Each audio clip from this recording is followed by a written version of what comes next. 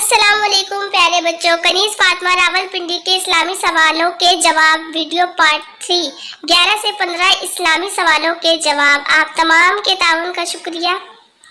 قرآن پاک میں نماز کا حکم کتنی بار دیا گیا ہے؟ جواب ہے 700 بار۔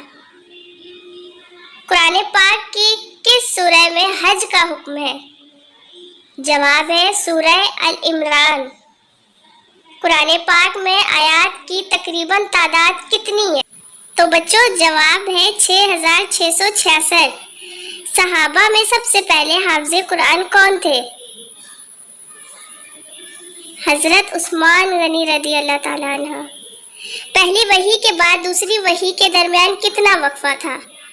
تو بچوں 6 مہینے کا۔ کیسی لگی ہماری ویڈیو؟ اگر پسند آئے تو ویڈیو کو لائک کریں، اگلا پارٹ بہت جلد آئے گا۔